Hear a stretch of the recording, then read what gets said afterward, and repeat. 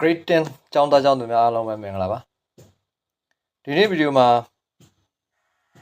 မြန်မာစကားပြေရွေးချယ်ချစ်တဲ့က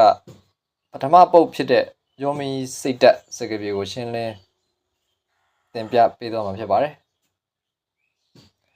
ယောမီစိတ်တက်စကားပြေဟာဆိုရင်အထုပ္ပတ္တိစာပေအမျိုးအစားတစ်ခုဖြစ်ပြီးတော့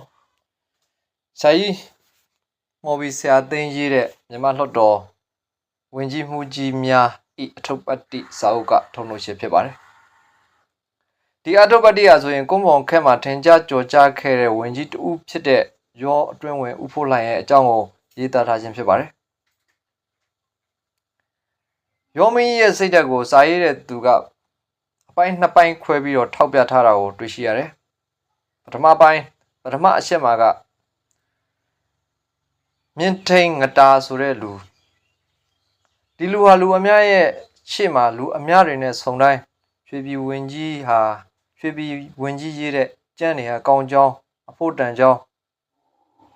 လူတိုင်းကိုပြောတယ်ပြောပြီးတဲ့အပြင်သူဟာဒီစာပေတွေကိုဖတ်မှတ်ကြရန်လေ့လာကြရန်လူတွေကိုတိုက်တွန်းတယ်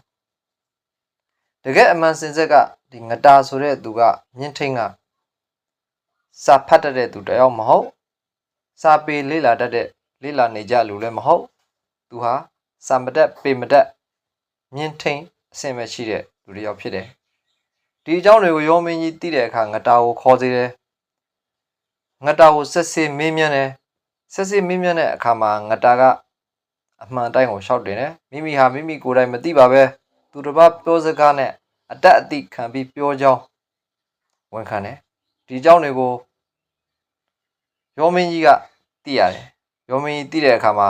ရောမင်းကြီးကငတာကို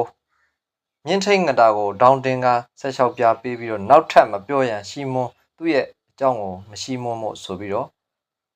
ပြောခဲ့တယ်ဒီနေရာမှာရောမင်းကြီးဟာပညာမဲ့တဲ့သူစာမတတ်တဲ့သူတို့ရဲ့ရှီမွန်ချင်းကိုမလိုလားတဲ့စိတ်ဓာတ်ရှိတဲ့သူတယောက်ဆိုတာကိုသိရတယ်သေချာဂဏဆိုတာမသိဘဲနဲ့အထင်အမြင်ကိုရှီမွန်ပြောဆိုနေခြင်းဟာအကျိုးရုပ်စေတယ်ဆိုတဲ့အကြောင်းကိုလည်းသူဟာသိတယ်မိမိရဲ့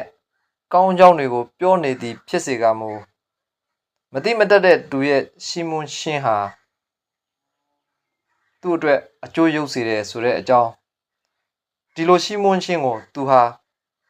မခံလိုတဲ့လူတစ်ယောက်ဖြစ်ကြောင်းကိုလည်းသိရတယ်ဒါတွေဟာပထမပိုင်းမှာပါတဲ့ယောမင်းကြီးအကြောင်းကိုထောက်ပြထားတဲ့ယောမင်းကြီးရဲ့စိတ်ဓာတ်တွေဖြစ်တယ်ဒုတိယအပိုင်းမှာစာရေးသူထောက်ပြထားတာကမင်းတို့မင်းနဲ့ကိစ္စဖြစ်တယ်ညီလာခံတစ်ခုမှာအတွင်းရေးကိစ္စတွေကိုဆွေးနွေးတိုင်ပင်ရင်းအငင်းပွားကြတယ်အငင်းပွားတဲ့အခါမှာယောမင်းကြီးပြောလိုက်တဲ့စကားကအမနှမသမီးကကိုစ၍စနင်းလက်ဆောင်သွင်း၍စိုးမင်းရှစ်မြတ်ထိုအမတ်သည်အတက်မရှိတတ္တိကင်းကွာဘုံကြီးလာမူပြည်ရွာပြစ်ကြောင်းတပါးသည်ဟုရှိကြောင်းမှာဖျားဆိုပြီးတော့မင်းတို့မင်းကိုယောမင်းကြီးကရှောက်တင်ခဲ့တယ်ဒီလိုရှောက်တင်ခဲ့တဲ့အခါမှာမင်းတို့မင်းကစိတ်ဆိုးမှန်တက်လာပြီးတော့လှန်နဲ့ထိုးဖို့ပြောတယ်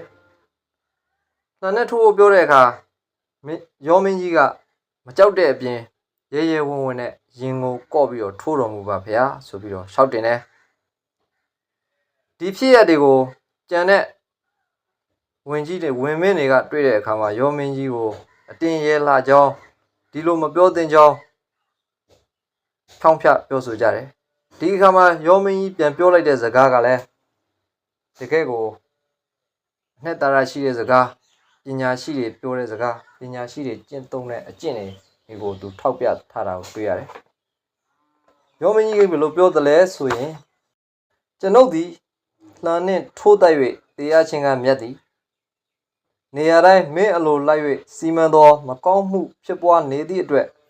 တည်သွားသောအခါရွှေပြည်ဝင်ကြီးသည်မင်းအလိုလိုက်မင်းအကြိုက်တင်သည့်အတွက်နိုင်ငံတော်ပစ္စည်းရခြင်းဖြစ်ရလေသည်ဟုဤနာမည်မျိုးကြံရက်ခဲ့ပါလေလျင်တေဂျိုးမနတ်ဖြစ်သည်ထိုမကောင်းသောပုံနှံ့သည်တထောင်းထောင်းနှင့် လူအပေါင်းတို့နှာခေါင်းရှုံးကြမည်ကိုကြောက်เสียကောင်းသည်မူမတ်ဆိုသည့်အတိုင်းအကြည်အမှုဖြစ်ကြရ၍တဲ့မတ်မတ်ဖြစ်အောင်စီမံခန့်ခွဲလျက်၆တင်ခွင့်ရှိကအသက်ကိုစွန့်၍ရဲရဲဝံ့ဝံ့တင်ကြရမည်သို့မှမူမတ်နှင့်တူမည်ဆိုပြီးတော့ဦးဖို့လိုင်ကရောအတွင်းဝင်ဦးဖို့လိုင်ရွှေပြည်ဝင်ကြီးကသူ့ရဲ့မူမတ်တွေကိုဒီလိုပြန်ပြောတယ်